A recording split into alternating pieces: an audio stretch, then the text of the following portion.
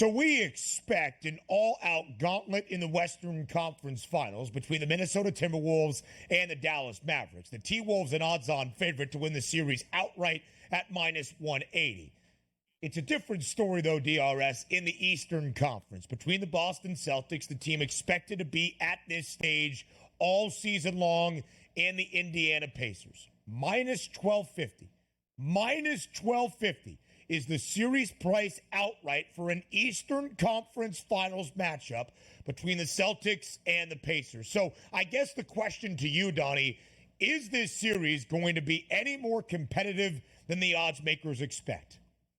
I do. And competitive doesn't mean that the Pacers are going to win the series, because I don't think they can do that. But competitive might mean going 6 games and something that we can all enjoy. And also, as you saw that graphic posted up here from this morning at a plus 710 price to win the series for the Indiana Pacers, that is just lowered momentarily here to a plus 680 price. And I agree with that. Like, why not just take a flyer on the Pacers? Because sometimes it's not necessarily about what that ticket is going to do and can you see out the plus, let's just say, 680 price right now. But if you do think that the Pacers can be competitive and maybe get a split on the home court like the past 2 teams have done here, including the Cavaliers and also the Miami Heat in games number 2 in the Boston Garden, that maybe you can go back with a 1-1 split with a better Pacers team than what we thought of, I should say, over those first 2 rounds. So the plus 680 price might be worth a flyer, because if they can get a 1-1 series split in Boston, you can turn that ticket into some money. That number is crazy, because also, do I think the Celtics win the series? Absolutely, I do.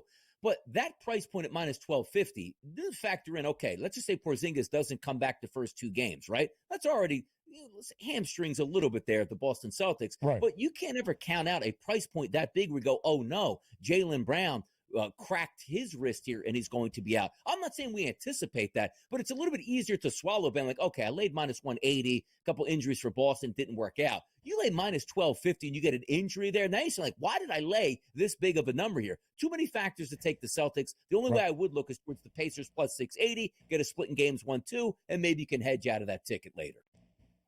And that was going to move the odds drastically for this series if that's how things play out. Let's call a spade, right? Boston and Indiana both have been tremendous beneficiaries in their opening 2 series due to injury. Boston played Miami without Jimmy Butler, and then Cleveland for a good majority of the series without Donovan Mitchell. Game number 5, barely anybody recognizable on Cleveland. That's a shot to some of the Cavaliers, I guess, but I don't mean it as such. Just Spida not there, Jared Allen not there, Karis LeVert not available for game number 5. Closed as a 16-point favorite, did Boston. The largest spread in their favor since at least 1990 in NBA playoff action. Indiana, in its opening round, did not have to face Giannis for Milwaukee. Damian Lillard not available for a couple of games in that series. And then, of course, in round number 2, the banged-up New York Knicks. No OG Anunoby, no Mitchell Robinson at that point. And then Jalen Brunson injured late in game number 7. Not sure it would have made a difference, but it just is what it is. Will we see injuries rear their ugly head in this series? We hope not.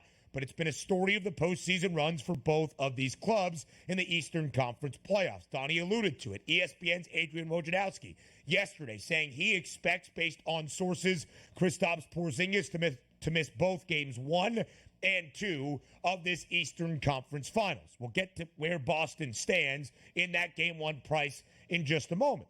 But, Donnie, the Celtics have had a pretty similar script so far in this postseason. 7 of their 8 wins by at least 13 points, and they have covered in 6 of those 7 victories. But they have also dropped each of the game 2s in their first 2 series, booked as at least a 13.5-point home favorite, losing by double digits, and they got hammered by Cleveland by more than 20 points in game number 2. I have said I have a ticket on the Celtics at a plus 220 number to win the NBA championship from the end of March, and yet I worry about Boston at a certain point. Maybe not here against Indiana, but certainly in an NBA Finals against a competitive Minnesota or Dallas team. If they have those games that we almost expect where they just don't show up or they lay a dud. Because of that, I do think this series go 6. I do not agree with the odds makers. I don't think this is another gentleman's sweep in favor of Boston. So I think my best bet for the Eastern Conference Finals is Indiana getting 2.5 games on that series spread number, a plus 132 price.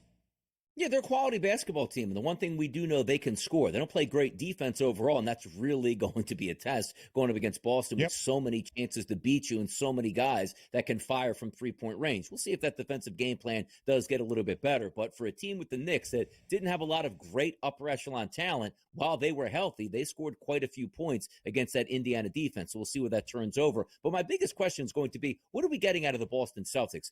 What do the Celtics have to show us that they're a legitimate NBA contender? And you might say, like, what are you talking about? They're the favorites at minus 160. Of course they are. But I feel like that we're looking at that opening round series like they didn't play anybody in Miami. Yeah, they won in 5 games. They should have swept. They didn't really play anybody here injury-wise against Cleveland. They won in 5 games. They should have swept. Are we expecting a sweep and we don't give them any bonus points moving into the NBA Finals? Because quite frankly, if you're dispatching teams in 5 games or less, that's pretty impressive. And even if you do go to 6 games and win it in Indiana, that's still impressive getting a 4-2 game, series win before you head off to the NBA Finals. So I think we're playing with a little bit of fire saying, we're hoping the Celtics sort of show us something here, even though they've won both their series 4-1, 4-1 at this point. That's what I'm waiting to see, that public outcry of, let's just see if the Celtics lose games 1 or 2 on their home court. Like, oh, boy, wait till they get to the NBA Finals, but yet still win the series in 5 games.